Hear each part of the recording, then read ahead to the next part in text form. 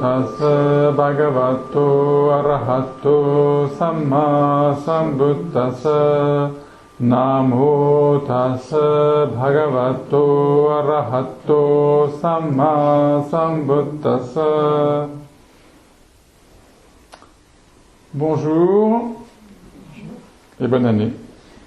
Donc aujourd'hui on est le 15 janvier 2022 et nous allons reprendre notre initiation à la méditation non pas Vipassana, Anapanasati, mais en fait Vipassana fait partie d'Anapanasati, donc la méditation sur la respiration consciente. Du moins on peut allier les deux.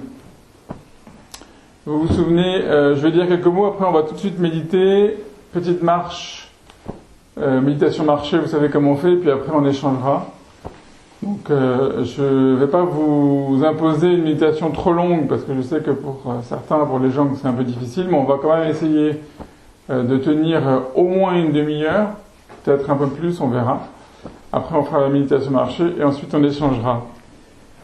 Alors, avant de commencer, brièvement, vous vous souvenez le programme de Anapanasati. Est-ce que vous avez eu le temps? Alors, je vois que vous n'avez pas amené avec vous les petites feuilles que je vous ai données, mais c'est parce que vous les connaissez par cœur, évidemment. Donc, vous vous souvenez que la démarche de Anapanasati, elle est en 16 étapes et en 4 tétrades. Hein? Et ceci est tiré du sutta lui-même, hein, donc de l'enseignement du Bouddha. Ce n'est pas c'est pas un commentaire. On essaie de pratiquer vraiment à partir de l'enseignement du Bouddha. Donc brièvement, est-ce que vous avez à peu près en tête déjà les 4 tétrades, à peu près? La première tétrade, elle parle de quoi? Du corps. Ok, du corps. La deuxième? Les sensations. Sensations. La troisième? L'esprit. Et la quatrième? Les phénomènes. Les phénomènes. Voilà. On pourrait dire la nature. On pourrait dire la véritable nature des phénomènes ou quelque chose comme ça pour traduire. C'est-à-dire que on va essayer aujourd'hui d'aller jusqu'à la quatrième, puisque on a fait la première, la deuxième, la troisième, et on s'est arrêté à la troisième juste à la fin, avant la fin de l'année.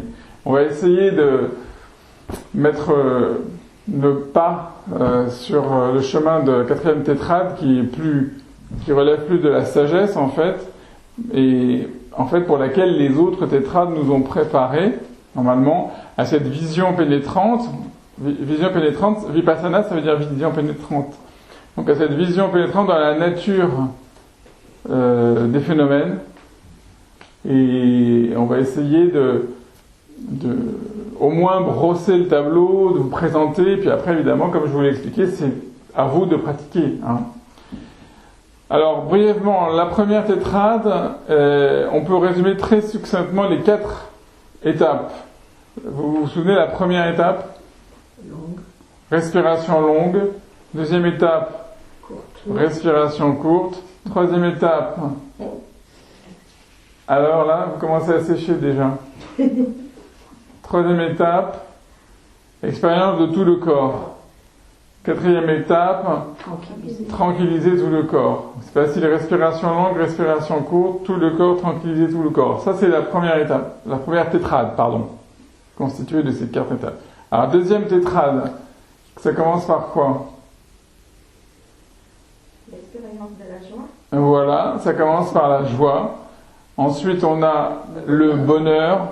On va appeler ça comme ça. Sukha, piti, c'est la joie. Sukha, c'est le bonheur. Ensuite, on a quoi alors? C'est un peu symétrique avec la première tétrade. Tranquillisation. Non, justement, d'abord, on fait comme on avait fait l'expérience de tout le corps et ensuite on avait tranquillisé tout le corps. Là, on va faire l'expérience de quoi alors? De l'activité mentale. Et ensuite, effectivement, vous avez raison, la quatrième étape, c'est donc la tranquillisation de l'activité mentale. Ok? Et la dernière fois, on avait vu la troisième tétrade. Alors la troisième tétrade, elle est consacrée à une seule chose. Elle est assez simple dans un sens parce que elle est consacrée à une seule chose, qui est l'esprit. Et donc l'esprit, donc première étape, on fait l'expérience de l'esprit. Ça peut paraître un peu comme ça un peu mystérieux. Deuxième étape, on réjouit l'esprit. Troisième étape, on concentre l'esprit. Quatrième étape, on libère l'esprit. En fait, c'est un même mouvement, c'est un même processus. C'est pour les besoins de l'explication qu'on sépare, mais le Bouddha aussi, il explique les étapes. Mais il faut considérer que c'est vraiment un seul mouvement, qu'on peut faire plusieurs fois d'ailleurs. Hein. Si vous allez vite, vous pouvez faire plusieurs fois le cycle entier. Et d'autre part, comme dit un grand maître qui s'appelle Bhikkhu Bodhi, il faut bien comprendre que ces 16 étapes, c'est 16 aspects aussi d'une même réalité. Hein. C'est 16 manières différentes de parler de l'expérience de la pleine conscience de la respiration. Mais il est bon, pour apprendre, de commencer de manière un petit peu scolaire en séparant les 4 tétrades, puis les 16 étapes, pour se familiariser jusqu'à ce que ça devienne naturel dans la pratique. Et vous verrez qu'en fait, vous verrez qu'en réalité, ça s'enchaîne assez bien. Et parfois, il y a même des étapes vous n'avez presque rien à faire après quand vous êtes... je prends l'exemple de l'esprit. Quand vous avez réussi vraiment à faire l'expérience de l'esprit, en fait, la joie, elle vient elle-même de cette expérience. Et la joie elle-même, elle amène la concentration, et la concentration vous permet de libérer l'esprit. Donc en fait, ce sont des étapes qui s'enchaînent les unes les autres, vous voyez. Et enfin, donc la 4e tétrade que nous n'avons pas vue du tout, dont nous n'avons pas encore parlé, et qui est constituée de ces 4 étapes. Alors là, on a un peu l'impression qu'on change complètement de monde d'un seul coup, parce que on a vu le corps, on a vu les sensations, on a vu l'esprit, et puis d'un seul coup, le Bouddha nous dit de contempler, alors premièrement, l'impermanence, anicca nupassi, en respirant toujours, parce qu'il ne faut jamais perdre de vue la respiration. Attention, parce que des fois dans l'explication, on peut oublier, ou dans la méditation, il faut bien se rappeler que c'est une méditation qui a pour fil conducteur la respiration. La deuxième, ça sera le détachement, viraga. La troisième, ça sera la cessation, nirodha. Et la quatrième, ça sera le lâcher-prise complet, patinisagga. Bon. Alors, vous inquiétez pas si vous avez l'impression de ne pas tout saisir ou de ne pas tout expérimenter la première fois. C'est pas grave, c'est un chemin qu'on pratique. Comme j'explique, c'est comme un pianiste qui apprend, qui fait des gammes jusqu'à un jour où ça va venir tout seul, où vous allez jouer votre morceau de Mozart ou de Chopin. C'est une pratique. Au début, on fait parfois des choses qu'on comprend pas forcément, et puis après, au bout d'un moment, on se les approprie, et ensuite, ça vient tout à fait naturellement. Donc, faut pas être trop pressé, se dire pourquoi j'ai pas vécu ceci. Non, c'est normal. Ça se fait naturellement. Il y a quand même une maturation, il y a quand même un rythme pour. Voilà. Alors, si vous voulez, on va donc rentrer dans la méditation. Je ferai comme d'habitude une petite méditation guidée. À la fin, j'essaierai de vous et nous laisser un moment pour goûter un peu la saveur de tout ça. Ensuite, on fera une méditation marchée et puis on se retrouvera pour échanger. D'accord ? Ok.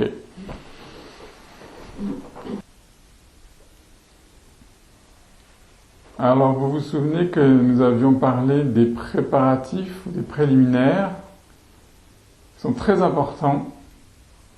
Ils consistent d'abord à trouver une bonne posture qui soit bien stable, dans laquelle vous soyez mobilisé sans être trop tendu ni trop relâché, c'est la difficulté, une bonne posture. Ensuite, une bonne posture mentale, si j'ose dire, c'est-à-dire un bon état d'esprit. Vous pouvez avoir une inspiration généreuse, altruiste avant de commencer.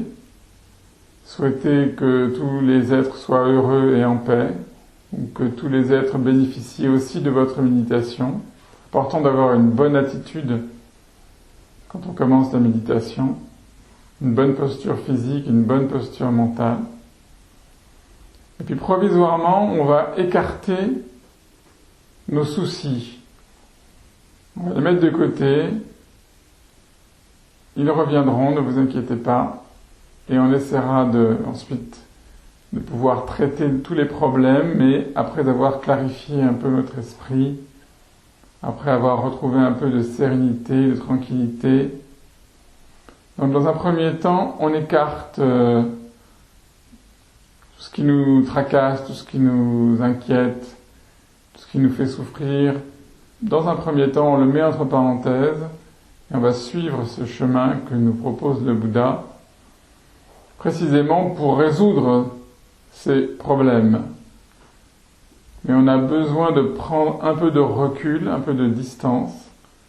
C'est le sens des premiers mots du sutta, partir un peu à l'écart, au pied d'un arbre, dans une forêt ou dans une maison déserte. Et cette idée de prendre un peu de recul. Donc on va prendre un peu de recul intérieurement et on va s'intéresser à notre souffle.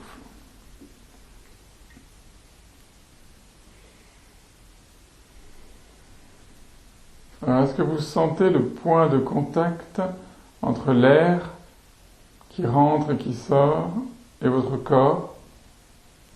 Ce point de contact, c'est au niveau de vos narines. Vous sentez l'air qui entre, qui sort. Et vous pouvez prendre ce point de contact comme objet pour vous concentrer. Pour vous concentrer, vous pouvez aussi observer tout le mouvement du souffle. Si vous avez du mal à vous concentrer, que vous avez beaucoup de pensées parasites,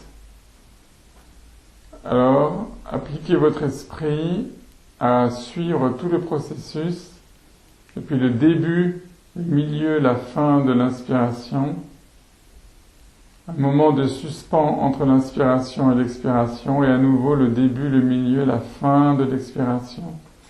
Et ce moment de suspens entre l'expiration et la prochaine inspiration. On va faire ça pendant quelques instants, on va essayer d'observer notre esprit, de faire coïncider notre esprit avec le souffle. Alors maintenant, vous devez toujours savoir si vous êtes en train d'inspirer ou d'expirer. Si vous ne savez plus si vous êtes en train d'inspirer ou d'expirer, ça veut dire que votre esprit vagabonde.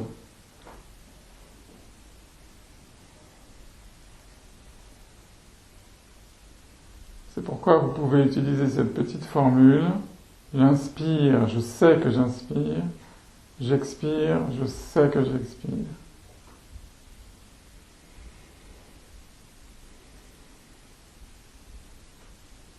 Votre esprit a envie de vagabonder, de se promener, de raconter des histoires, de se projeter dans le passé, dans le futur.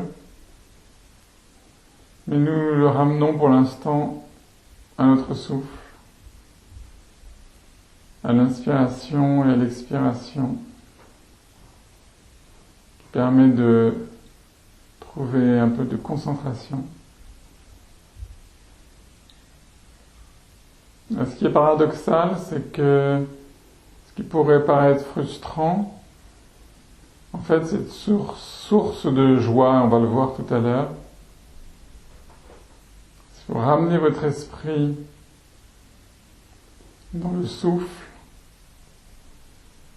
vous allez voir que vous allez trouver rapidement de la tranquillité et de la joie.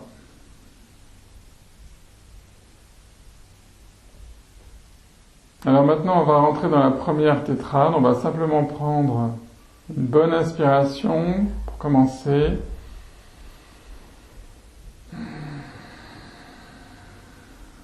Voilà, et maintenant on va laisser tout naturellement le souffle faire son travail sans intervenir. Donc on va observer la longueur de notre inspiration et de notre expiration. Et cet exercice va consister à voir comment le souffle qui est long au départ comment progressivement, grâce à notre attention, il va naturellement devenir plus court. Ce n'est pas nous qui le rendons plus court, nous ne forçons rien. C'est l'observation, c'est notre attention qui va avoir un effet sur la longueur de notre respiration. Vous voyez que tout naturellement, le souffle devient plus court, votre esprit se concentre.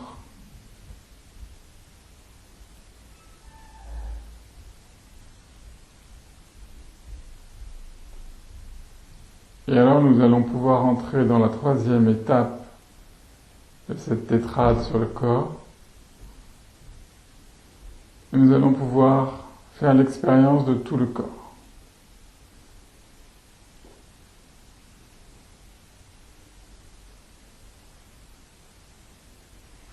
Vous pouvez imaginer que l'air qui rentre dans vos narines, c'est comme une lumière qui va éclairer tout votre corps de l'intérieur, qui va vous rendre totalement transparent à vous-même.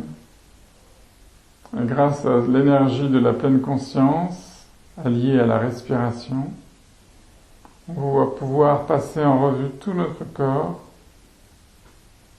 par exemple de la tête aux pieds. On va pouvoir faire l'expérience de tout notre corps, ici et maintenant. Alors, vous pouvez commencer par la tête.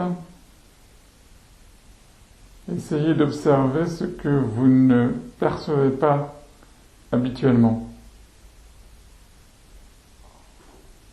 Si on est très attentif, on peut percevoir son cerveau.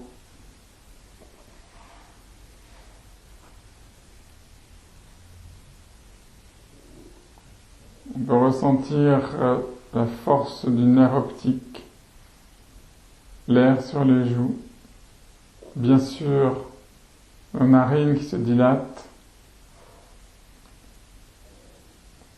notre langue sur le palais,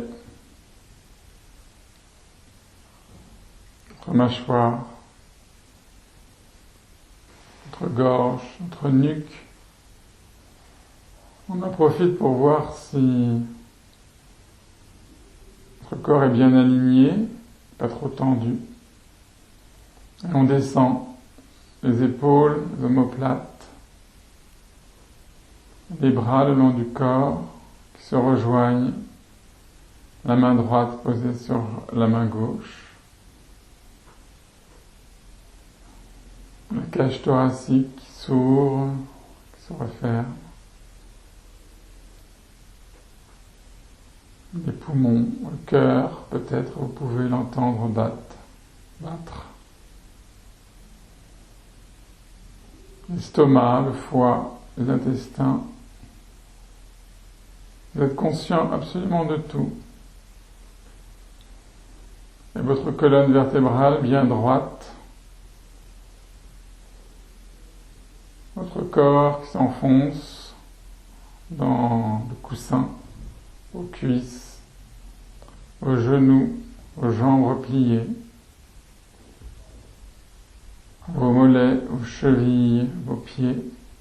Percevez tout avec clarté. Vous faites l'expérience de tout le corps.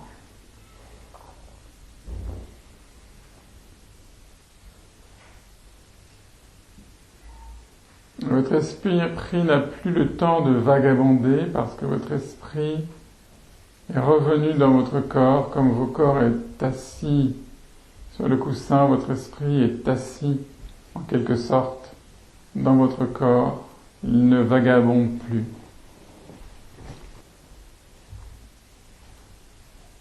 Alors maintenant, on va passer à la dernière étape de cette première tétrade sur la contemplation du corps.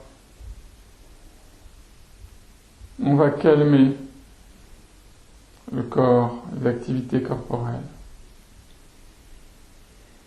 Alors vous pouvez utiliser le souffle.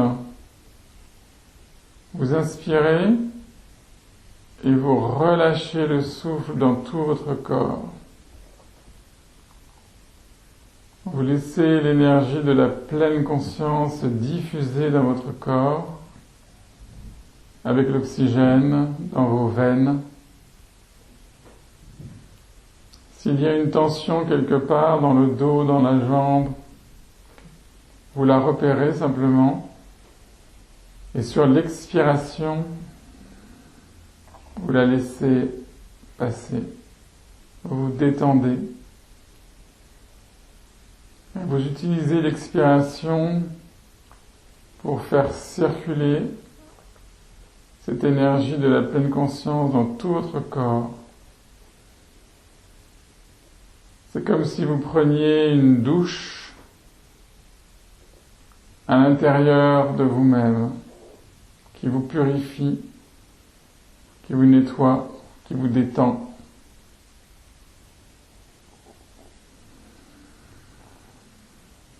Et toutes vos activités corporelles se calment. Vous êtes parfaitement calme maintenant.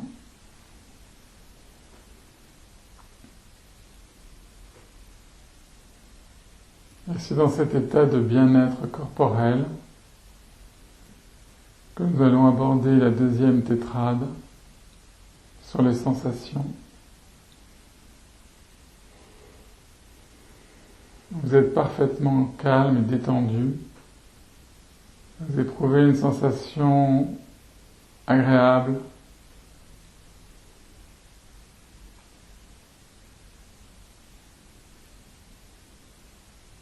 N'oubliez pas le souffle. J'inspire, je sais que j'inspire. J'expire, je sais que j'expire.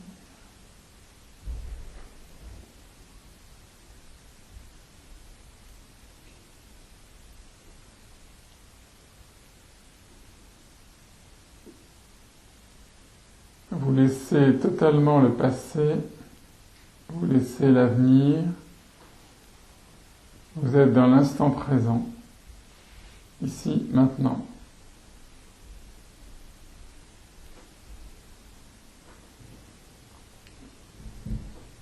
Vous pouvez imaginer le sourire du Bouddha. Vous pouvez imaginer sa sérénité. Vous pouvez développer un sentiment d'amour, de foi, de confiance dans le Bouddha. Vous pouvez considérer la chance que vous avez d'avoir une naissance humaine, la chance d'avoir entendu parler du Dhamma, la chance de pratiquer inouïe. Et tout cela, ça vous procure beaucoup de joie.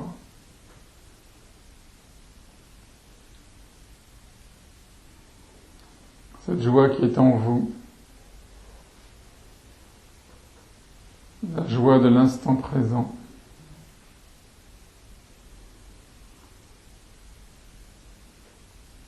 Cet instant présent qui rejoint l'éternité.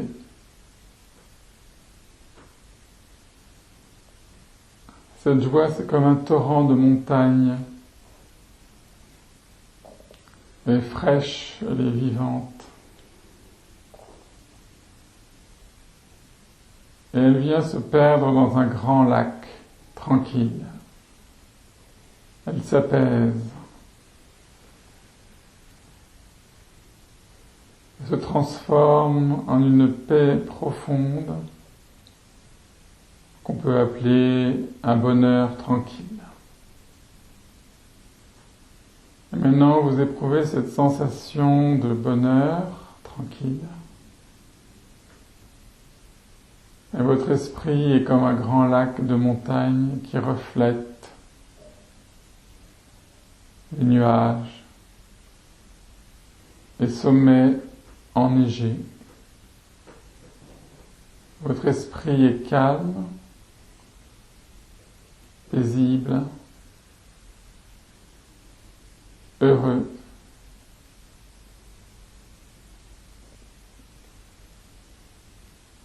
Et vous pouvez, dans cette tranquillité, dans cette eau si calme, voir votre propre activité mentale.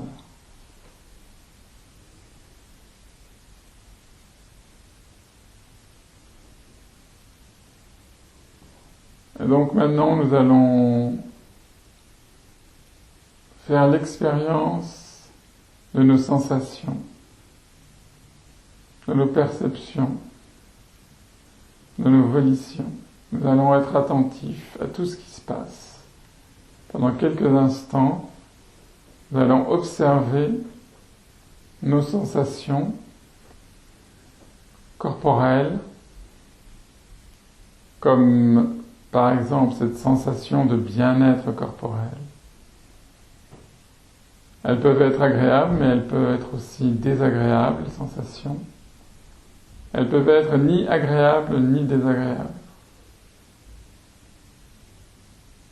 Il y a aussi des sensations spirituelles, mentales.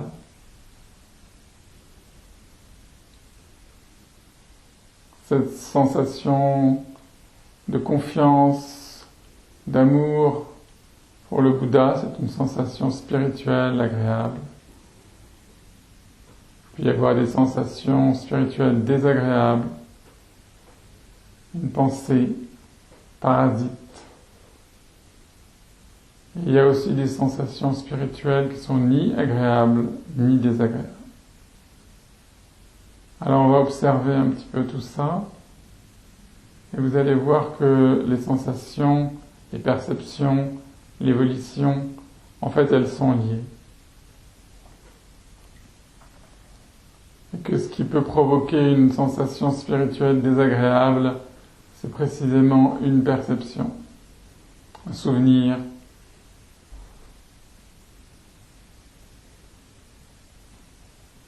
et que ce souvenir lui-même, il est lié à une volonté, une envie, un besoin, une intention, une force qui s'exprime en vous, qui peut être cachée, qui peut être profonde, inconsciente, qui anime cette perception, et qui elle-même provoque une sensation. Alors on va rester un petit instant à contempler cette activité mentale en observant, sans juger, sans justifier, en étant notre meilleur ami.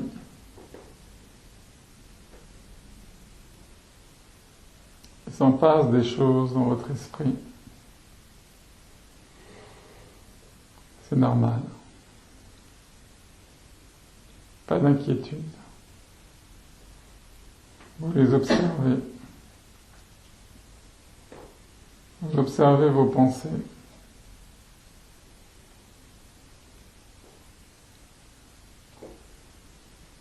Essayez de ne pas les suivre, mais de les observer comme si c'était les pensées de quelqu'un d'autre.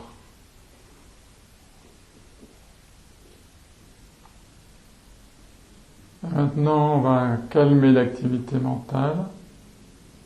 C'est déjà en partie calmé rien qu'avec l'observation. On revient au souffle. J'inspire, je sais que j'inspire, j'expire, je sais que j'expire. Et de la même manière que nous avons calmé l'activité corporelle, nous allons calmer l'activité mentale.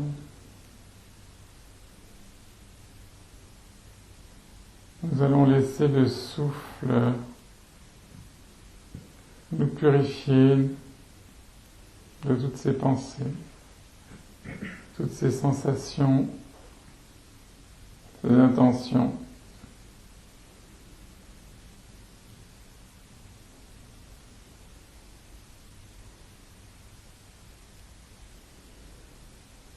C'est comme une eau claire qui lave notre esprit.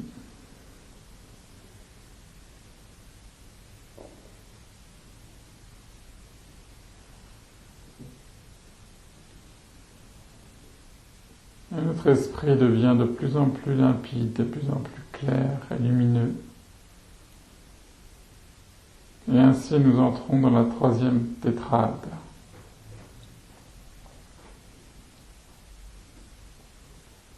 Nous allons essayer de faire l'expérience de l'esprit lui-même.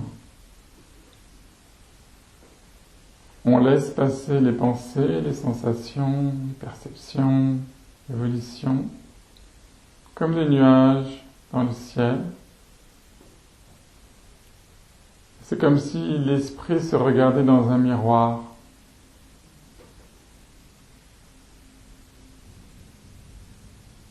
On se désengage complètement des pensées. On ne prend plus parti. Ça ne nous concerne plus. Seul l'esprit nous intéresse.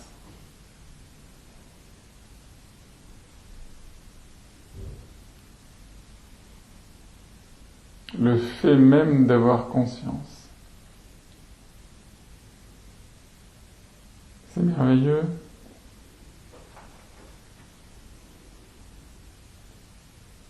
Et ainsi notre esprit se réjouit naturellement. Il se réjouit de cette clarté, cette simplicité, cette pureté. C'est la deuxième étape de cette troisième tétrade. Comme notre esprit est lumineux, limpide, que nous avons cette joie profonde, cette félicité, alors l'esprit se concentre encore plus. J'inspire, je sais que j'inspire. J'expire, je sais que j'expire.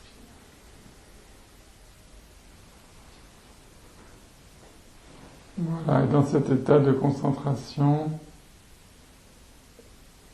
on va libérer l'esprit, libérer de tous nos vains désirs, frustrations, colère, notre léthargie, nos doutes, nos inquiétudes, nos remords, tout ça vous laissez tomber. Vous libérez totalement votre esprit. Vous vous pardonnez à vous-même. Vous êtes votre meilleur ami.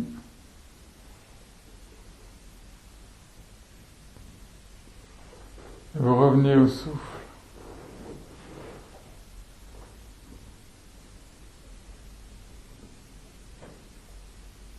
Votre esprit est tranquille, calme. Et on va faire un pas de plus maintenant. On va se libérer de nous-mêmes. Du moins, nous allons essayer.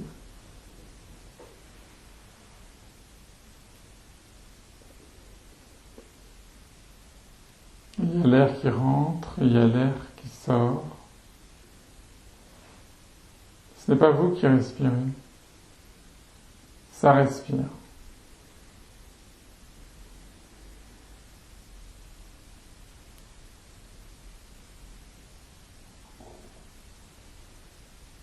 Ça respire sans qu'il y ait personne qui respire.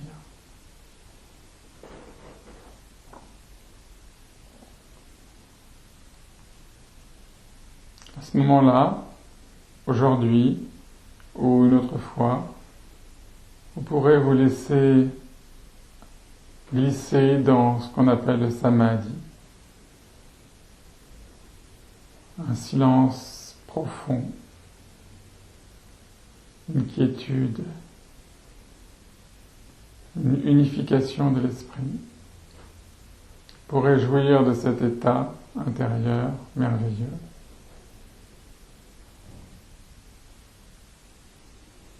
dans lequel vos problèmes ont momentanément disparu. Votre plus gros problème, c'est vous.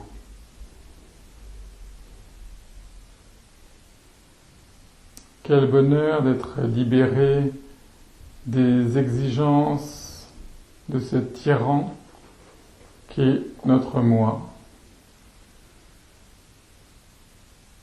Quel bonheur de se sentir libre.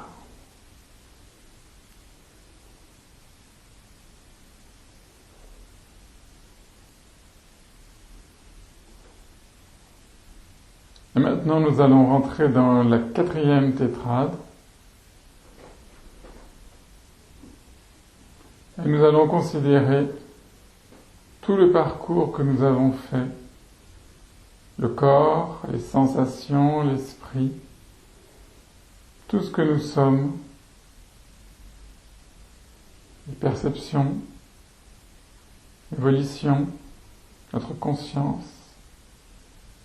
Nous allons pénétrer dans la nature profonde de la réalité, aussi bien intérieure qu'extérieure. Nous allons contempler l'impermanence.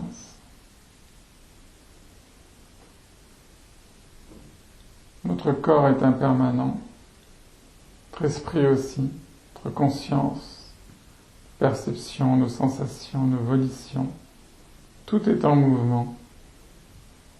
Il n'y a rien de stable, rien de fixe, uniquement des processus qui apparaissent, qui subsistent un moment et qui disparaissent. Toute la nature, tout l'univers et vous-même, vous faites partie de cette grande danse cosmique où les choses apparaissent, subsistent un moment et disparaissent.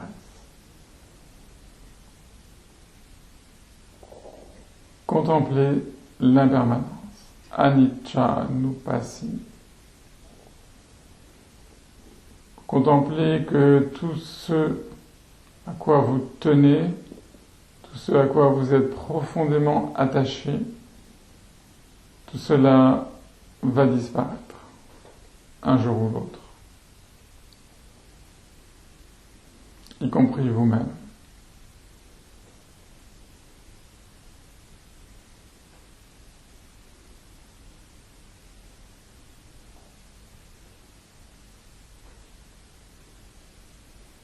Alors, vous vous détachez, vous lâchez prise cet attachement, vous laissez passer les choses, c'est viraga. Vous comprenez qu'il est vain de vous accrocher à des désirs futiles qui ne procurent que de la frustration. Vous détachez.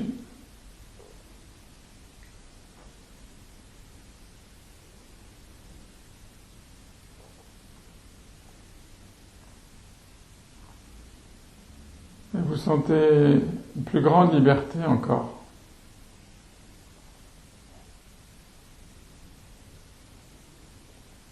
On n'oublie pas le souffle.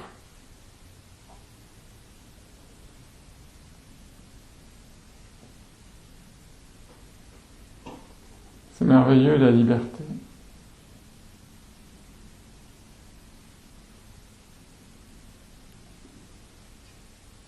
Plus rien ne vous trouble maintenant. Vous êtes libre.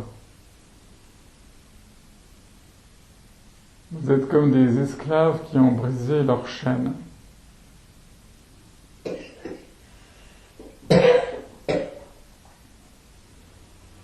Et alors vous pouvez contempler la cessation de la souffrance, de votre propre souffrance. Vous pouvez l'observer, vous pouvez imaginer qu'est-ce que ce serait d'être entièrement libéré de toute forme de souffrance, de cette inquiétude, cette insatisfaction permanente.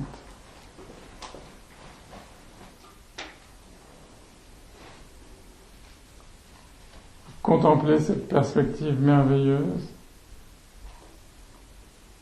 la cessation de l'avidité, la cessation de la colère, de la haine, du ressentiment, la cessation de l'illusion.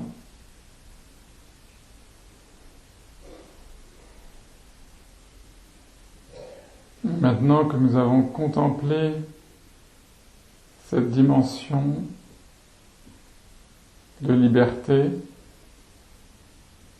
de béatitude, il ne nous reste plus qu'à lâcher prise complètement. Comme un homme qui traverse un désert et qui voit l'oasis, ça n'est pas un mirage. Il y a vraiment cette eau fraîche. Maintenant, nous sommes arrivés au bord de l'oasis.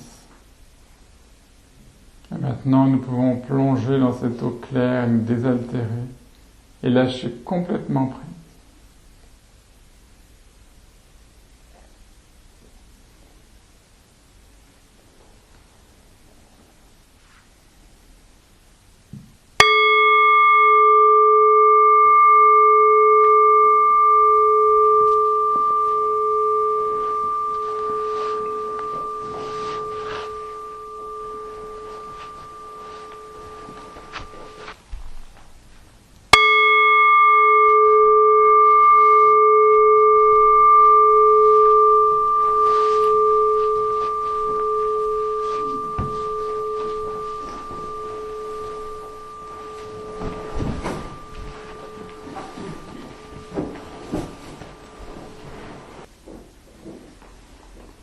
Ça y est, vous avez tous atteint la libération. Plus ou moins. On est loin. C'est assez bien. Se concentrer. On a perdu quelqu'un qui s'est désintégré, vous l'avez vu? Ah oui. Il est passé dans une autre dimension directement.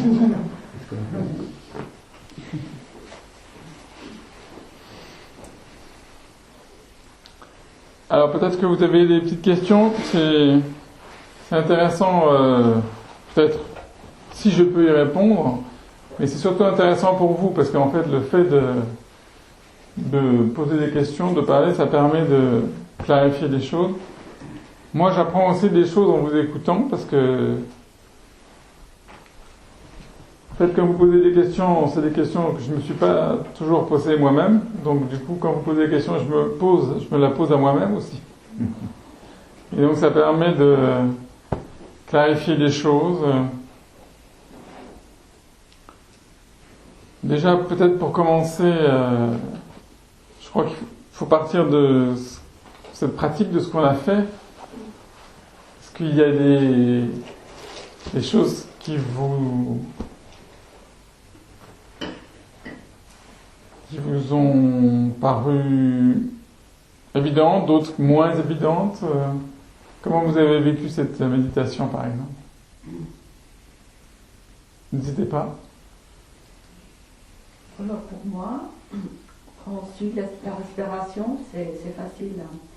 Mais après, quand on passe à l'étape, je vais maintenant sentir la joie, tourner tout comme ça, je n'arrive pas tout de suite à trouver la joie pour m'accrocher dessus. De passer d'étape à une autre. Alors il y a deux choses. Il y a, dans votre question, il y a peut-être ça fait partie des préliminaires, peut-être que j'ai pas assez expliqué. Et c'est vrai que j'en avais parlé les autres séances. La difficulté dans Anapanasati, c'est qu'on reste concentré sur la respiration, expiration tout le temps. Et en même temps, le Bouddha nous propose des sujets de méditation. Il nous propose de faire l'expérience du corps, de faire l'expérience de la joie, de faire l'expérience des sensations. Alors, c'est vrai que on se dit, mais comment est-ce qu'on peut être concentré sur la respiration et concentré sur autre chose en même temps? Donc c'est une très bonne question, c'est une question très importante, cette première question, parce que ça implique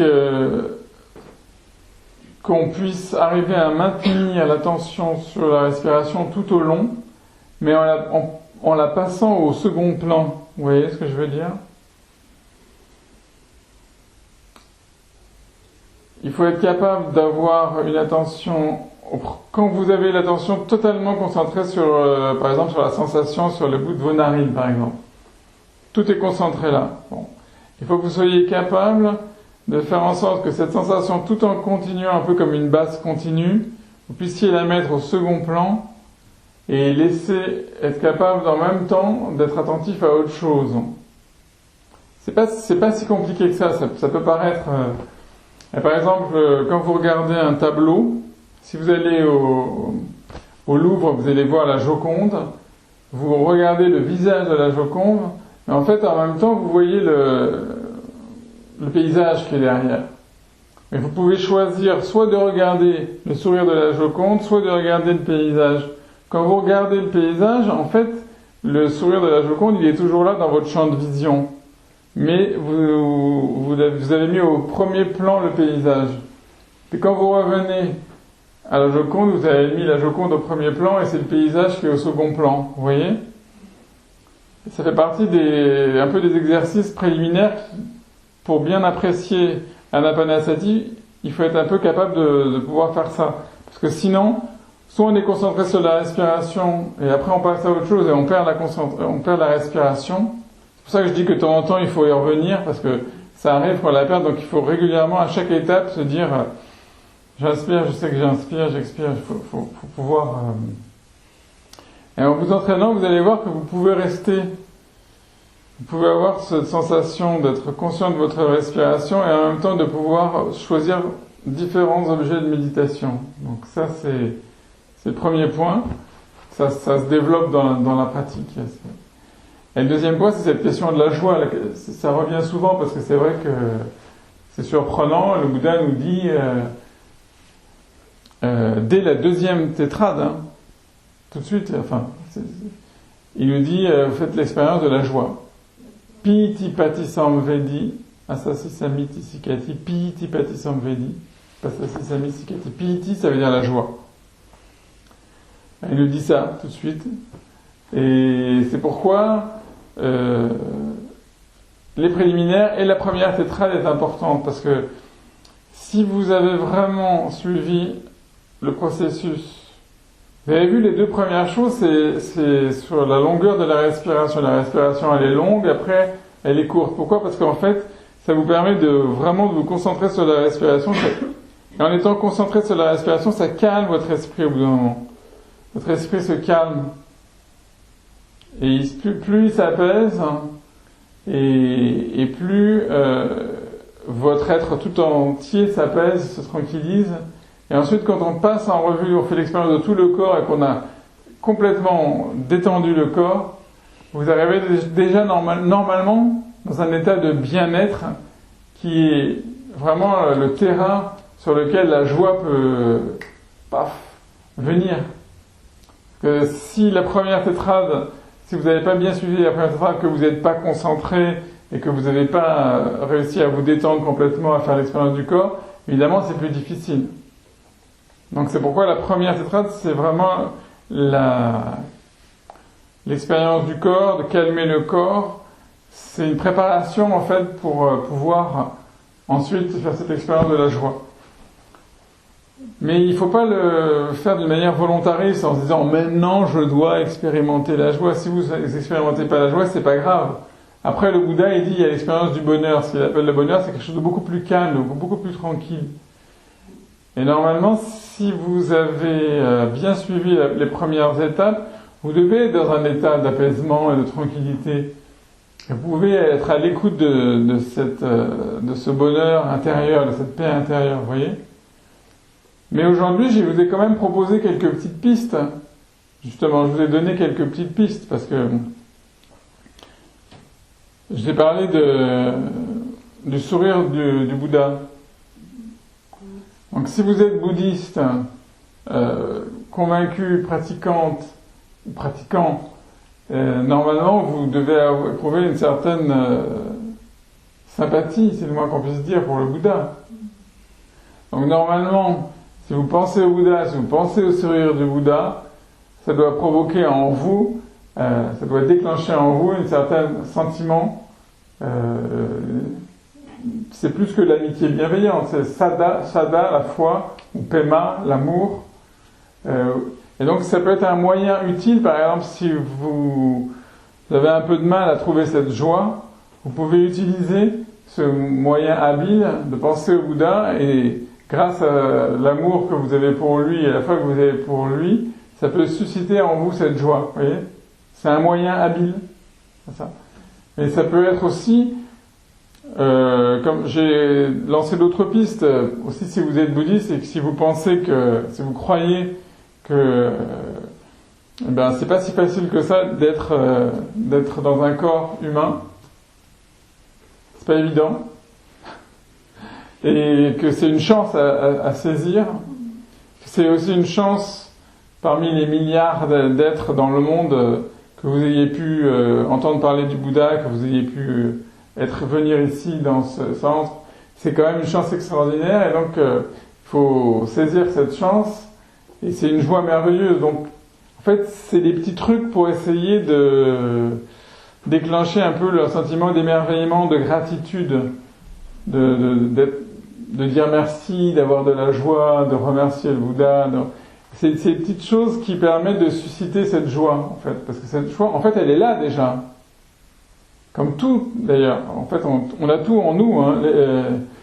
Potentiellement, on est des Bouddhas aussi. Hein. Parce que, en fait, on a accumulé des choses, mais c'est en nettoyant tout ce qu'il y a par-dessus que la vérité, elle jaillit d'elle-même. Donc notre but, c'est d'arriver à nettoyer tout ça pour laisser... Vous connaissez la vieille image, le miroir, bon, il est couvert de poussière, vous nettoyez la poussière, et à ce moment-là, vous avez votre propre image, mais votre propre image, en fait, c'est l'image du Bouddha. Hein. Donc c'est cette idée de... N'imaginez pas que c'est quelque chose d'extérieur à vous que vous allez acquérir. C'est pas quelque chose qui est en dehors de vous qu'il faut que vous saisissiez, parce que si vous faites ça, vous êtes pris dans le piège du samsara, vous êtes pris dans le piège du désir, de l'avidité. Donc c'est ça qui est difficile. Donc le problème, c'est comment faire pour coïncider avec cet état, mais sans chercher à se l'approprier, parce que sinon, on s'est fait coincer, quoi. Sinon, c'est un peu la technique acteur studio. Un exemple ? C'est-à-dire que quand on demande au comédien, par exemple, d'interpréter un personnage, on lui demande de se relier à des souvenirs de sa vie, tristes, joyeux, autres, pour arriver à ressentir les choses et à les exprimer. Par exemple, voilà. Alors ça correspond à ce que je disais tout à l'heure. Samsara. Sur l'idée par exemple, l'idée d'évoquer l'image du Bouddha, oui. C'est une sensation qu'on a, qu'on peut pour provoquer de la joie. Bon, nous, sauf que dans un comédien, il peut chercher des émotions négatives et tout, etc., alors que nous, on cherche pas les émotions négatives. Non, mais il peut aussi chercher des émotions joyeuses. Hein. Absolument. Il peut se souvenir du plus beau jour de sa vie pour tout d'un coup interpréter un personnage hyper joyeux, tout à fait. d'énergie. Voilà, je suis tout à fait d'accord, ce sont des moyens habiles en fait, des moyens habiles. Mais la différence que je veux dire, c'est que cette joie, cette béatitude, en fait, elle est déjà en nous. Elle est déjà là. Il faut creuser. La réveiller. Il faut la réveiller, mais en réalité, elle est dans notre nature profonde. Et on avait quand vous étiez enfant, peut-être, il y a des moments, si vous avez des souvenirs de cette joie extraordinaire, sans cause particulière, en fait. Simplement cette joie d'exister, d'être. Et après, avec les soucis, en vieillissant, tout ça, on finit par perdre cette innocence, cette pureté, cette joie incroyable de l'enfance. Et la méditation, c'est aussi une manière de retrouver cette fraîcheur, de retrouver cette innocence, de retrouver cette joie qui est au fond de nous. Et elle est toujours, en fait. Et donc, ça peut répondre un peu à votre question, on ne peut pas forcer la joie. Mais d'une manière habile, on peut essayer d'enlever la poussière on peut ouvrir la fenêtre pour que le soleil puisse rentrer. Vous voyez, vous ne pouvez pas faire en sorte que les rayons du soleil rentrent dans la maison par votre propre force. Le soleil, il brille ou il brille pas, quoi. Et par contre, vous pouvez vous préparer en ouvrant la fenêtre. Donc la méditation, c'est ça. Vous pouvez pas, c'est pas un objet qu'on saisit.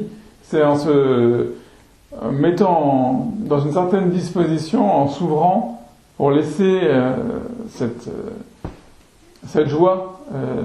Voilà. Donc il y a des moyens habiles pour essayer de susciter cette joie, soit en évoquant par exemple l'image du Bouddha ou d'autres choses, mais il faut savoir que si la première tétrade vous l'avez vraiment bien vécue à fond, déjà vous êtes dans un état de bien-être incroyable et la joie POF, elle normalement il n'y a rien à faire, elle apparaît parce qu'on est tellement bien et c'est tellement génial de méditer et on a déjà cette sensation incroyable que en fait elle va se manifester assez facilement. Et donc d'où l'importance des premières étapes, parce que si on néglige les premières étapes en disant bon, même l'idée de la respiration là, ça peut paraître très trivial quoi. J'inspire longuement, j'expire longuement. En fait, le Bouddha nous amène ces tout petits trucs, puis progressivement, si on suit, ça nous amène au but. Quoi. Ensuite, comme je vous l'expliquais, c'est une pratique. Donc, c'est pas quelque chose qu'on peut forcément expérimenter du premier coup. Je vais vous donner une autre image, par exemple, musicale. Vous êtes musicien, vous apprenez un morceau de musique et vous avez une partie qui s'appelle allegro. Allegro, c'est la même racine que allegria, allégresse, la joie, d'accord ? C'est-à-dire la joie. Hein, allegro. Bon. Vous êtes pianiste, vous apprenez votre morceau, vous êtes à un stade où vous apprenez votre morceau, vous n'avez pas forcément de l'allégresse quand vous arrivez dans votre allegro. Parce que vous êtes en train de le bosser, vous l'avez pas encore dans les pattes, mais vous savez que c'est un allegro, vous savez qu'il faut le jouer avec de la joie. Vous voyez ? Bon. Donc faut pas s'affoler si pendant les premières répétitions vous n'avez peut-être pas éprouvé la joie. Mais vous savez quand même que ça doit être joué allegro. Et puis le jour à venir où vous aurez fini la répétition, et vous allez jouer, le rideau va s'ouvrir, le public sera là, et vous allez jouer, vous allez vous lâcher complètement, vous allez oublier la partition, vous avez oublié tout le travail, et vous allez jouer allegro, et vous allez éprouver cette joie. Vous voyez, donc la méditation c'est un petit peu comme ça. On n'est pas égaux non plus dans la méditation. Il y a des gens qui... Alors, comment expliquer ? Peut-être parce que dans des vies antérieures, ils ont déjà pratiqué. Peut-être parce qu'ils ont pratiqué depuis qu'ils sont très jeunes. Il y a des gens qui pratiquent depuis très très très jeunes, et c'est sûr que... Puis d'autres, des gens qui commencent, donc on n'est pas... Il y a des gens, ils se mettent en posture, simplement le fait de se mettre en posture, d'être attentif à la respiration, paf, ils sont directement à la 4e tétrade. Ils sont tout de suite ils rentrent d'abord dans le samadhi et ensuite ils sont directement dans la 4e. Ça peut se faire en une fraction de seconde. Hein. Les 16 étapes, elles peuvent se faire comme ça. Ou alors elles peuvent durer très longtemps. C'est l'entraînement en fait qui fait ça. C'est pour ça que je vous disais que c'est 16 étapes, mais c'est 16 aspects en fait d'une même chose, qui fait que à n'importe quel moment du parcours, on peut revenir à un autre moment, on peut avoir besoin par exemple de calmer son corps, on peut avoir besoin de revenir sur l'attention à nos sensations, Mais si je vous disais ça comme ça au début, vous seriez complètement perdu et on ne pourrait pas apprendre la méditation. Donc pour l'apprendre, il faut l'apprendre d'abord en suivant les mouvements, et après on enlève les coutures. Et après, voilà, on enlève il y a l'échafaudage, et puis une fois que c'est prêt, on enlève l'échafaudage et ça marche. Vous voyez ? On a besoin d'un petit échafaudage au début pour... C'est-à-dire qu'il faut quand même suivre le processus. Oui, c'est ce que je pense que... Pour revenir, mais oui. Suivre. Moi, je vous conseille vivement de suivre le processus, du début à la fin. Ensuite, à force de le faire, parfois vous pourrez le faire plusieurs fois, même dans une seule séance. C'est à vous ensuite de savoir, j'ai besoin de rester plus longtemps. Par exemple, imaginez que vous êtes... les premières étapes sont très importantes, ça faut bien les travailler, hein, le coup de la concentration sur la respiration. Mais imaginez que vous vous concentrez très très vite, que très vite vous arrivez à un état où la respiration est très très courte, et que vous faites l'expérience du corps, et que vous calmer vos activités corporelles, ça peut se faire en 5 minutes. Si vous avez réussi à faire tout ça, donc vous passez déjà à la deuxième tétrade. Et là, par contre, peut-être que, il y a un truc, vous avez plein de pensées, blablabla. Bon, ok, donc là, il va falloir passer un peu plus de temps sur l'étape qui consiste à prendre conscience des sensations, des perceptions, des volitions, vous voyez. Et là, peut-être que ça va vous prendre une demi-heure uniquement là-dessus. Donc c'est à vous de savoir sur quelle étape il faut s'attarder, ou alors au contraire on peut passer. Vous voyez, c'est à vous de sentir, puis il faut revenir, et ensuite, si vous pratiquez régulièrement, vous verrez que ça devient assez spontané. Comme je disais tout à l'heure, souvent les étapes, elles s'enchaînent d'elles-mêmes. Mais il faut... à la fois, on a besoin d'avoir un guide, mais en même temps, il ne faut pas que ça devienne, comment dirais-je, une entrave. Hein. Vous devez vous sentir libre aussi. Ça, c'est l'esprit du Bouddha, c'est un esprit très pragmatique. Hein. On propose quelque chose, mais vous devez vous l'approprier, vous devez l'adapter pour vos propres besoins, vous devez développer... c'est pas du tout un truc mécanique, c'est pas un devoir, ou c'est pas un commandement. C'est vraiment... voilà. Oui. J'ai juste une remarque.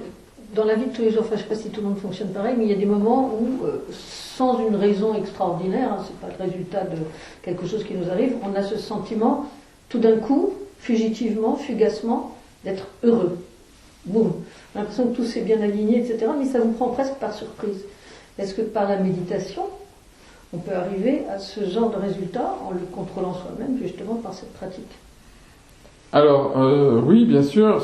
Il y a juste le terme de contrôler qui me gêne un tout petit peu. Mais c'est-à-dire le faire surgir. Oui, je comprends tout à fait. Mais de toute façon, si vous pratiquez la méditation assise, parce que je vous rappelle qu'il y a plein de sortes de méditations différentes, hein, c'est important parce que là, nous, on se concentre sur une forme, mais l'autre forme de méditation. Et si vous pratiquez la méditation assise, dans laquelle il y a une forte part de concentration, vous allez développer progressivement cette réceptivité qui fait que... Il y a un monsieur qui a dit ça l'autre jour, hein, la dernière fois, avant, qui disait que c'était en dehors des méditations qu'il éprouvait des expériences comme ça. C'est normal, en fait, parce que en fait, c'est juste... vous continuez à exister tout le temps. Et d'ailleurs, dans le bouddhisme de cette tradition, là, du Theravada, le but, c'est progressivement que toute la vie, ce soit une méditation. Hein. Oui. Le but, c'est, on commence par s'asseoir, après on fait la méditation marché. La méditation marché, elle a un rôle très important parce qu'elle permet de faire le lien, justement, entre la vie ordinaire. C'est-à-dire, on commence à marcher, mais le but du jeu, c'est d'être attentif, d'être en pleine conscience, en fait, tout le temps. Donc, évidemment, c'est plus facile quand on est moine et qu'on n'a pas trop de soucis matériels et de problèmes à régler. Mais on peut quand même s'en approcher. On peut quand même... si vous pratiquez la méditation, il peut se produire d'un seul coup que chez vous, pendant que vous êtes en train de faire la cuisine ou n'importe quel truc tout à fait prosaïque, vous pouvez d'un seul coup éprouver une joie immense, infinie, extraordinaire. C'est vous. C'est cette chose qu'il y a, que vous êtes en train de dépoussiérer, en fait, parce que votre esprit... qu'est-ce qui nous empêche d'éprouver cette joie, au fond? C'est ça la question. C'est quoi? C'est notre esprit. C'est pour ça que le Bouddha, il a décidé d'attaquer le problème à la racine. Votre esprit qui vous empêche. Cette joie, elle est là, en fou, comme je disais tout à l'heure. Mais vous avez des soucis, vous avez des problèmes, vous avez des frustrations, vous avez des désirs, vous avez des angoisses, vous avez des peurs. Oula, ça fait beaucoup de trucs, tout ça. Et tout ça, ça parasite.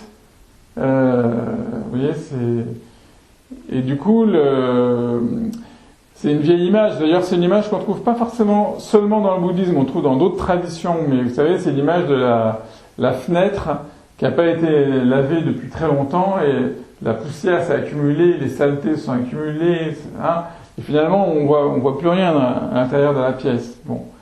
Votre esprit, c'est un petit peu pareil. Au bout d'un moment, vous êtes dans une espèce de pénombre permanente dans votre vie, et puis un jour vous décidez de faire des carreaux, Et là, waouh, c'est magnifique, vous avez toute cette impression, vous avez déjà eu cette expérience de se dire, oh, qu'est-ce qu'on y voit plus clair. D'un seul coup, dans la maison, il y a plein de lumière et c'est merveilleux. Mais en fait, c'est pareil, la méditation, c'est ça, vous nettoyez l'esprit, vous clarifiez l'esprit, et à ce moment-là, c'est comme une vitre qui vous empêchait, parce qu'elle était trop sale, sale de quoi? Des souillures, ce que le Bouddha appelle les souillures, kilesa, souillures mentales, souillures mentales, hein, c'est pas du tout, c'est pas moral, hein, c'est le fait que votre esprit, il est préoccupé par ça. C'est pourquoi le Bouddha, il dit que quand on s'est débarrassé de l'avidité, de la colère et de l'illusion, c'est le nibbana, c'est ça, hein. Le nirvana, c'est d'être libéré de ça. Donc en fait, il faut jamais être en pilotage automatique. Alors ça dépend qu'est-ce que vous entendez par... Être multitâche, c'est-à-dire que vous, par exemple, prendre un exemple très prosaïque, vous prenez le métro, vous avez l'habitude de faire le chemin, vous n'êtes plus du tout dans la concentration. Vous prenez votre ligne de métro, tout d'un coup vous descendez votre station, votre cerveau est complètement en pilotage automatique. Oui, d'accord. Dans ce sens-là, je comprends très bien. Et effectivement, le but de la pleine conscience, c'est d'être conscient. L'inverse. Parce que quand vous faites ça, vous vivez comme un automate. Oui. C'est ce que dit Godwin Samararatne. L'année dernière, on a étudié un autre maître sri-lankais qui s'appelle Godwin. Et lui, il utilise cette métaphore. Il dit, en fait, la plupart du temps, on vit comme des automates. On se lève le matin, on se brosse les dents, on mange au petit déjeuner, on s'habille, on monte dans le métro. Et même après, au boulot où on parle avec les gens, et même dans la vie quotidienne, dans la vie familiale, la femme, le mari, les enfants, mais en fait, on passe à côté de la vie complètement. Et un jour, on meurt. Et en fait, on a été comme un zombie. On s'est anesthésié, quoi. Bah, on est passé à côté. Vivre comme un automate. Donc, l'idée, c'est de ne plus vivre comme un automate, de ne plus vivre comme un somnambule, aussi à l'image du somnambule. Et donc, c'est pas facile, c'est tout le programme, hein, c'est tout le programme c'est d'être conscient, de quoi? De notre corps, de nos sensations, de notre esprit. C'est ça. Vous êtes dans le métro, vous pouvez pratiquer anapanasati, ou plutôt plus exactement, là il faudrait dire satipatthana sutta, la méditation de la pleine conscience. Mais c'est la même chose, sauf que c'est pas basé seulement sur la respiration. Mais vous êtes dans le métro, vous pouvez prendre conscience de votre corps. En général, on ne prend même pas conscience, on ne sait même pas qu'on a un corps, on sait même pas. Vous pouvez sentir votre corps vous-même, tous les aspects du corps. Vous êtes dans le métro ou au boulot, et vous pouvez être attentif à vos sensations. Vous pouvez être attentif à vos pensées au lieu d'être piégé par vos pensées. Vous pouvez être attentif à vos intentions au lieu d'être déjà prisonnier par vos intentions, vous voyez. Et l'esprit, pareil. Donc en fait, le programme, c'est un programme qui est valable tout le temps. Simplement là, on fait, dans la méditation assise, c'est un petit peu comme si on prenait un microscope et qu'on concentrait on isolait comme des scientifiques dans un contexte particulier pour y voir un peu plus clair. Ça permet d'affiner le regard. Et ensuite, après, on essaie mais c'est parce que si vous ne pratiquez pas comme ça, vous risquez de passer à côté de tout ça dans la vie quotidienne. Donc c'est ça le but, en fait. Mais c'est exactement ça, hein. Je suis tout à fait d'accord. On vit comme des automates. Hein. Et cesser de vivre comme un automate, ça provoque une grande joie. C'est extraordinaire. Un jour, vous découvrez que des choses, ou des gens, ou des personnes aussi, de quelqu'un, votre mari, votre fille, votre père, ou votre voisin, ou n'importe qui, d'un seul coup, vous l'avez vu des milliers de fois, mais d'un seul coup vous le regardez, vous avez l'impression que c'est la première fois que vous le voyez. C'est merveilleux. Ça peut être le chant d'un oiseau, ça peut être un arbre, ça peut être d'un seul coup vous rentrez dans une autre réalité, et en fait c'est la réalité. Et c'est pour ça que le Bouddha dit Yata Bhutan, voir les choses telles qu'elles sont. Et c'est un peu le contraire les gens dans la plupart des religions, ils sont dans un monde de souffrance et ils rêvent à un monde merveilleux, se projettent dans un monde merveilleux, mais en fait, le truc c'est qu'on est dans le samsara et que il faut revenir à la réalité et que c'est dans la réalité même qu'on va trouver ce qu'il y a de plus beau en fait, mais on n'y est pas, on est à côté. En fait, on n'est pas présent à ce qu'on fait. La plupart du temps, on n'est pas vraiment présent à ce qu'on fait, à ce qu'on dit, à ce qu'on pense, parce qu'on est piégé par. Voilà. Et dans ce problème, la pensée est super importante. Hein. Et la méditation, ça va tellement vite la pensée. En ce moment, il y a des milliers de pensées qui passent dans votre esprit. Et à différents niveaux, vous vous en rendez peut-être pas forcément compte. C'est-à-dire que vous écoutez plus ou moins ce que je dis, vous réfléchissez sur ce que je dis, mais ça ne n'empêche pas que, en même temps, vous pouvez penser à 2 ou 3 trucs en même temps. Et même plus profondément, il y a encore des choses qui se passent dans votre esprit dont vous n'avez même pas conscience, mais qui sont déjà en train de se mettre, des processus qui sont déjà en train de s'accumuler pour vous.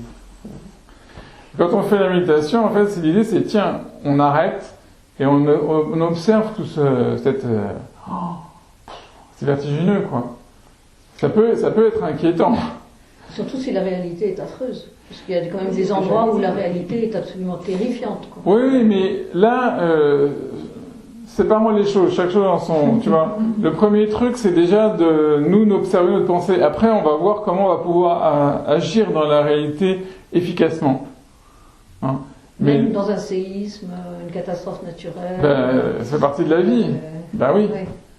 Non, mais je veux dire, il y a des moments où ça doit être très compliqué de convoquer la joie, quoi. Mais non, mais c'est pas ça. La question, c'est que faut pas convoquer la joie quand elle n'est pas là. Mais la question, c'est soit vous vivez comme un somnambule, soit vous êtes vigilant, alerte, attentif, et à ce moment-là, dans n'importe quelle situation, y compris dans une situation super négative, vous allez avoir des actions qui vont être habiles, utiles, qui vont faire en sorte que vous allez peut-être aider les gens, vous aider vous-même et aider les gens de manière habile, alors que si vous n'avez pas ça, ça sera encore pire et vous allez encore rajouter de la souffrance à la souffrance, ou vous n'allez pas trouver l'intuition pour dire il faut sortir par là maintenant, et vous allez vous précipiter là où il ne faut pas se précipiter, mais alors que si vous avez l'esprit qui est calme, intuitif, apaisé, dans une situation de conflit par exemple, eh bien, si vous ne pratiquez pas, etc., automatiquement vous allez réagir à une provocation. C'est vrai pour une femme, mais c'est vrai aussi pour un homme. Vous allez vous mettre à surenchérir et ça peut se terminer par de la violence. Et donc c'est du concret, ça, ce que je dis. C'est un truc qu'on peut voir. En cas d'agression, oui. Ouais, mais c'est un exemple, mais c'est vrai c'est une situation douloureuse et conflictuelle. Je prends cet exemple, mais ça marche pour toutes les situations. Donc, confronté à l'adversité d'une situation douloureuse et conflictuelle, vous pouvez voir le bénéfice de la pratique de la méditation. C'est que vous ne réagissez pas. Ça aussi, c'est quelque chose que dit très bien Godwin Samararatne. Il fait la différence entre réagir et répondre. Il faut répondre à la situation de manière habile. Et donc, ça veut dire ne pas vous laisser piéger, ne pas réagir de manière malhabile qui va entraîner encore plus de souffrance. C'est difficile, hein. C'est difficile, mais quand on a réussi même un tout petit peu, on est super content. Moi, j'avais cité l'année dernière l'exemple d'un supérieur hiérarchique, mais c'est vrai dans les relations toxiques aussi, hein, entre les êtres humains, qui engueule son employé, et quelqu'un qui pratique la méditation et qui un jour, d'habitude, quand ça arrive, il réagit, et donc c'est très très violent, et qui un jour est dans un tel état en fait de sérénité intérieure et de joie intérieure, parce qu'il a développé la joie, qu'en réalité les propos ne lui font rien. C'est juste, ça le fait rire même, ça le fait sourire. D'ailleurs, ce qui, en général, rend l'autre encore plus furieux. Parce qu'il a pas de prise sur vous. Son but, c'est de vous faire souffrir, c'est de vous faire du mal. Mais en fait, il peut pas vous faire du mal parce que vous êtes là et vous êtes souriant. Donc, ce dont on parle là, en ce moment, la méditation, etc., c'est pas une fuite du monde. La spiritualité bouddhiste n'a pas pour but de fuir la réalité, mais pour but d'habiter la réalité, de revenir à la réalité au contraire. C'est important parce que beaucoup de spiritualité, beaucoup de religions ont pour seul but de sortir, autant prendre de la drogue, hein. C'est la même chose. Vous pouvez rester des prières, des mantras, des trucs jusqu'à vous jusqu'à vous mettre dans un état de transe, et comme ça vous oubliez vos problèmes. C'est pas du tout la voie du Bouddha. Le Bouddha, c'est revenez sur Terre, prenez conscience de ce que vous êtes, prenez conscience de vos sensations, et on va travailler sur ce qu'ils appellent les obstacles, les choses ou les entraves. Faut travailler là-dessus, faut les voir. C'est pour ça qu'encore une fois on avait eu cette discussion, mais il y a des rapports avec la psychologie et la psychanalyse de ce point de vue-là. C'est pas les mêmes moyens, c'est pas les mêmes buts, etc. Mais c'est une forme, il y a une dimension thérapeutique. Donc ça va au-delà, parce que dans le bouddhisme n'est pas, on peut pas réduire le bouddhisme à la psychanalyse, parce qu'il y a une dimension vraiment transcendante. Parce que le nibbana, c'est une réalité ultime qui dépasse le monde conditionné. Mais mis à part ça, le reste, on peut trouver. Donc, faut pas se dire, il y a la semaine qui se passe ou le mois qui se passe, et puis je vais venir méditer au centre bouddhique, et c'est super, ça m'a fait du bien, et dans un mois, je reviendrai à méditer un peu, ça me fera du bien. En fait, le but, c'est d'essayer tous les jours de développer l'attention, de développer la pratique pour que cette joie puisse grandir en nous, cette attention puisse grandir en nous, qu'on apprenne à se connaître soi-même. Hein. Ça, c'est l'oracle de Delphes, connais-toi toi-même. Hein. Certains d'entre nous, on n'a pas les mêmes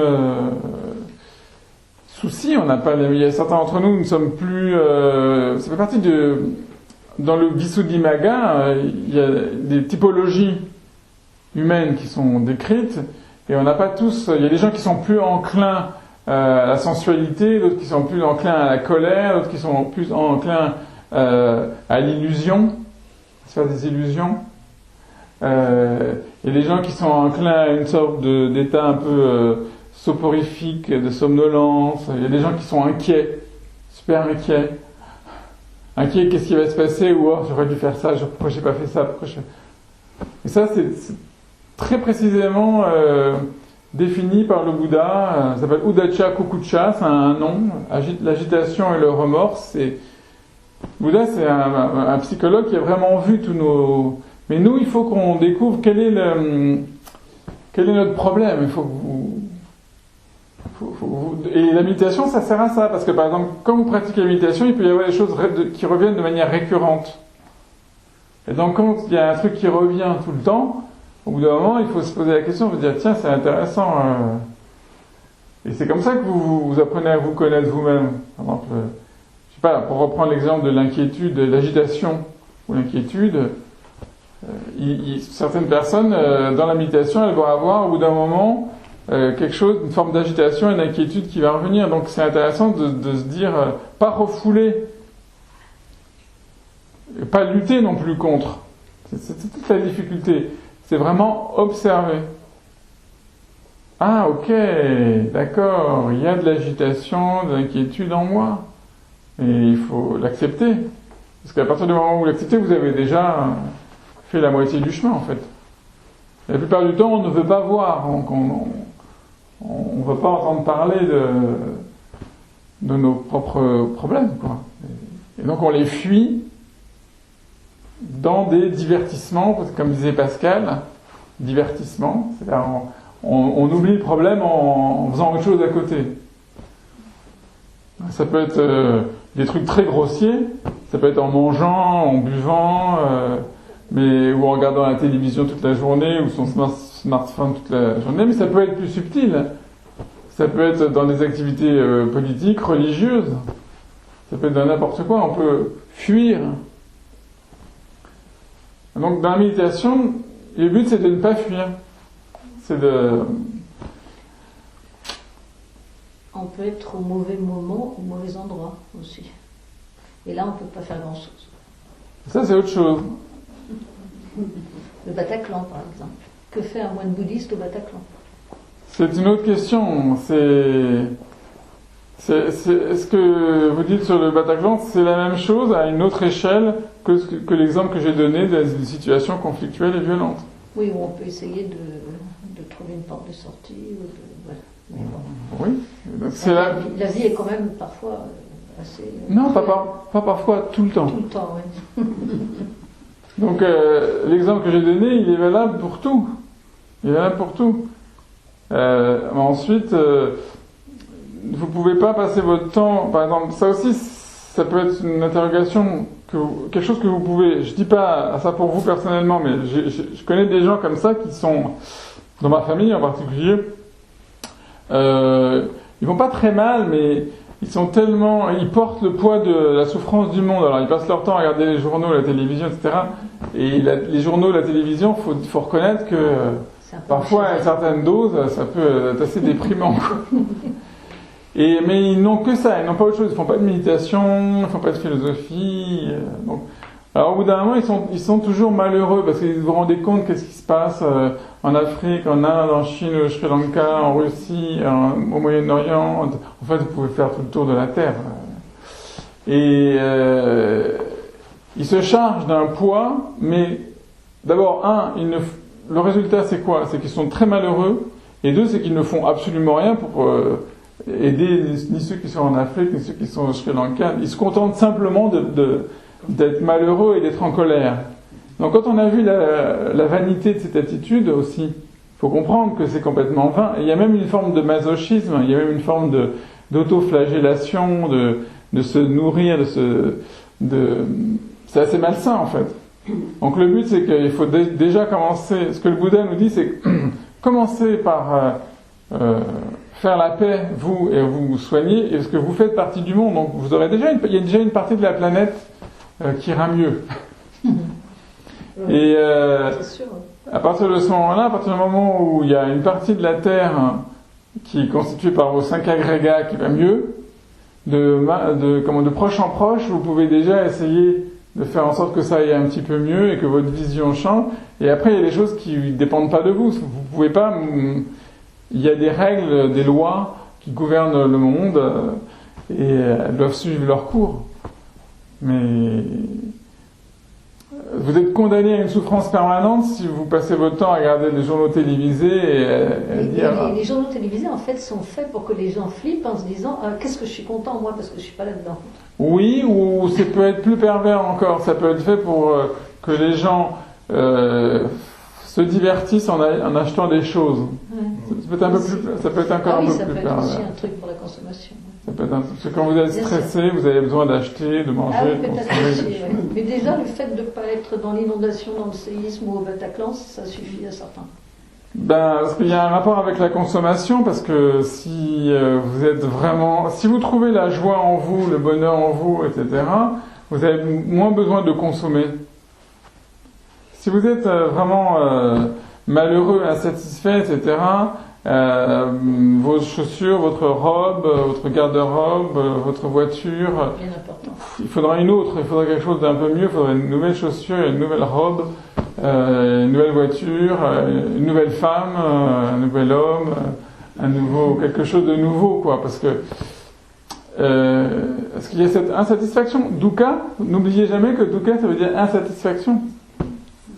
Alors donc on consomme, et comme il y a un système qui fonctionne là-dessus, parce que notre système il fonctionne là-dessus, c'est là où il est assez pervers. Donc le but c'est de créer de la frustration pour qu'on consomme encore plus. Mais quelqu'un qui trouverait en lui-même le bonheur, justement pour la joie ou le bonheur, pas tellement besoin le minimum, c'est ce que dit le Bouddha pour les moines. Les moines ils ont un minimum, il faut manger, il faut s'habiller, il faut avoir un toit, il faut pouvoir se soigner si on est malade. Il y a des réquisites fondamentaux qui sont pris en compte par le Bouddha. Le Bouddha n'a jamais prêché l'ascétisme. Mais quand on est vraiment bien, quand on a trouvé cette joie, on est moins enclin à consommer. Vous savez, dans l'acte de consommer, il y a quelque chose de compulsif, hein. Donc, on a dépensé de l'argent pour acheter un truc et au moment où on le dépense, maintenant même les neurologues, ils expliquent qu'il y a même des réactions chimiques qui font que ça produit une réaction chimique qui donne une sensation de plaisir au moment où vous achetez. Alors qu'en fait, vous avez dépensé votre argent, vous êtes fait arnaquer, vous avez acheté un truc qui sert à rien. Mais mais pendant un moment donné, votre cerveau, waouh, il est super content, quoi. C'est assez bizarre. Alors que si vous avez en vous cette joie, vous allez vous dire, ok, cette paire de chaussures est super belle, mais est-ce que j'en ai vraiment besoin?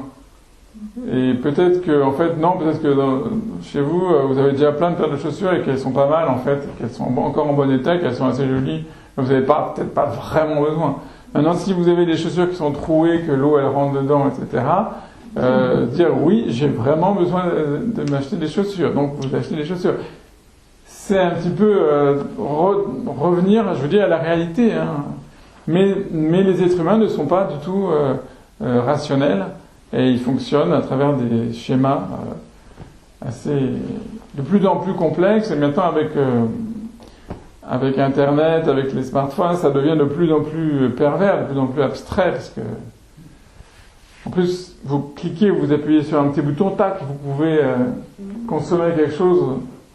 C'est tout de suite débité sur votre compte et vous avez tout de suite quelqu'un 5 minutes après qui sonne à votre porte, bonjour, avec un colis, etc. Qu'est-ce que j'ai fait? Moi, bah oui, j'ai appuyé sur ce truc-là. Le génie de la lampe. Voilà. Et pour revenir à la méditation, puis on va s'arrêter là, mais donc je sais pas si vous avez d'autres choses à partager sur la pratique, parce que c'est ça qui compte vraiment, c'est Merci beaucoup, Michel Duval, de prendre tout votre temps de nous apprendre l'enseignement de Bouddha. Alors, je pensais que la méditation, respiration, quand on dit je prends une respiration longue et je sais que je prends une expiration longue. Après, j'ai réfléchi, ça semble vraiment très simpliciste. Oui. Alors, j'ai pensé que l'année dernière, vous nous avez appris le théorie de enseignement de Bouddha, et la méditation c'est un peu comme le côté pratique, parce que quand vous apprenez n'importe quel sujet sérieux comme chimie ou des physique, il y a toujours théorie et la pratique. Donc l'année dernière vous avez appris la théorie, mais pas qu'on est dans la pratique, et j'ai compris que le simple fait de prendre une respiration longue et que je sais. Et l'année dernière, on a eu beaucoup de discussions quand quelqu'un vous met en colère. Mm-hmm. Et beaucoup de participants ici n'étaient pas d'accord. C'est bien lui qui m'a fait en colère. En réalité, c'est moi-même qui mets en colère. Ben oui. Donc, avec cette pratique-là, quand vous allez mettre en colère, vous savez que je suis en train de mettre en colère. Tout à fait. Ça commence avec je prends une respiration, je sais que je prends une respiration, et par la suite, c'est un entraînement, c'est ce que je pense, hein. Vous pouvez me dire si c'est bon ou non. Et on apprend petit à petit reconnaître mes émotions. Donc on a parlé des achats. Si je vais acheter quelque chose, il y a quelqu'un qui dit, attention, tu vas acheter quelque chose, est-ce que tu as vraiment besoin? Cette question, c'est l'entraînement de la méditation. Est-ce que vous pensez que c'est comme ça fonctionne? Non, mais tout à fait, je suis tout à fait d'accord avec vous. Et même pour aller dans votre sens par rapport au rapport entre la colère et la respiration, on peut constater un changement dans la respiration. Si vous êtes attentif à votre respiration, vous savez que quand vous vous mettez en colère, il y a des réactions physiologiques et votre respiration change aussi. Donc, il y a un rapport entre être conscient de sa respiration et être conscient des émotions qu'on traverse. Ouais. Mais pour cette histoire d'être conscient, j'ai tout à fait conscience que le fait de dire être conscient d'avoir des respirations longues ou courtes, ça peut paraître extrêmement trivial. Et souvent, les plus grandes choses, les plus belles choses sont très très simples. Ouais. Mais faire cette expérience, c'est surtout arriver à calmer l'esprit. Et quand on calme l'esprit, là, il y a des possibilités énormes qui s'ouvrent. Parce qu'en fait, qu'est-ce qui se passe la plupart du temps? C'est une énergie qui est dispersée. L'énergie, elle est dispersée. Donc, si vous rassemblez l'énergie de la pensée, eh ben, elle prend de la force, de l'intensité. C'est un peu comme prenez la lumière, ok? Un rayon de lumière. Vous mettez une loupe. Si vous mettez une loupe sur une feuille de papier qui est du soleil, qu'est-ce qui va se passer? Prend feu. Alors que la lumière, elle était là. La lumière, elle était déjà là, et la feuille de papier ne prenait pas feu. Pourquoi? Parce que la lumière a été diffusée partout dans l'air et dans l'espace. Et grâce à la loupe, vous avez concentré, en fait, la lumière. Bon, dans la méditation, c'est pareil, en fait. En étant attentif à la respiration, en fait, vous concentrez cette énergie psychique qui est dispersée, et vous lui donnez du coup une force incroyable, une intensité incroyable. Et c'est à partir de là, avec cette énergie, parce que vous savez que l'énergie c'est un des facteurs d'éveil, hein, cette énergie, vous allez pouvoir construire votre méditation, elle va vous conduire en fait assez loin. D'où l'importance, les premières étapes sont super importantes.